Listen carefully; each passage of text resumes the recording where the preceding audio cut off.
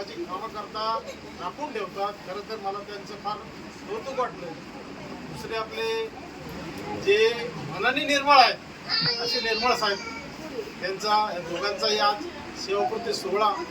आणि खरं तर सेवापूर्ती सोहळा म्हटल्यानंतर एक वेगळा आनंद असतो. आणि ज्यांच्याबरोबर आपण सेवा केली त्यांना अपेक्षा असते की आम्ही यांना हार घालवून यांनी आम्हाला जेवण द्यावं. त्यांना मागण्या पण आल्या सेवापूर्ती सोहळा कधी करणार.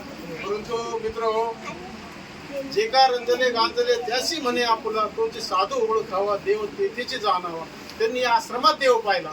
आणि जो संध्याकाळी समजा मला फुलं देतील, हार देतील आणि जेवण करून निघून जातील, याच्यावर जो खर्च करायचा त्यापेक्षा हा खर्च त्यांनी त्या ठिकाणी सीसीटीव्ही कॅमेरे बसवण्याकरता केला.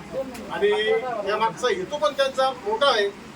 ते सिक्युरिटीमध्ये काम करत होते आणि सिक्युरिटीमध्ये काम करताना सिक्युरिटी काय असते याची जाण त्यांना होती.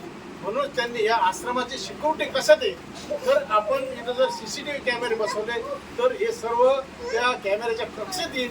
कुठलाही अनुचित प्रकार, अनुचित घटना या ठिकाणी घडणार नाही याची दक्षता घेऊन त्यांनी खरं सेवापूर्ती जी म्हणतात ती सेवापूर्ती नाही, सेवा स्मृती सोहळा या ठिकाणी झाला. हा सीसीटीव्ही कॅमेरा कायमस्वरूपी या आश्रमाच्या लक्षात राहील असा सोहळा आपण पिंगर साहेब आणि निर्मळ साहेब आपण दोघांनी केला. त्याबद्दल मी आश्रमाच्या वतीनं, महाराजांच्या वतीनं आपल्याला धन्यवाद देतो. की दाते अनेक असतात पण देण्याची पण प्रवृत्ती पाहिजे. हा, तुमच्यामध्ये ते देण्याची प्रवृत्ती आहे. बरोबर आपण योग्य ठिकाणी दान केलं, योग्य ठिकाणी ते सत्कारणी लागेल. कारण 5 वर्षापूर्वी महाराज जे आश्रम केला महाराजांनी, त्यांच्याकडे 19 विद्यार्थी होते आणि आमची या ठिकाणी सहज भेट झाली आणि आम्ही ते वास्तव बघितलं आणि आम्ही सारनाथला बाळासाहेब बातमी छापली. 19 वर्षाचा माणूस मुलगा झाला 19 मुलांचा बाप असं हेडिंग त्या बातमीला दिलं.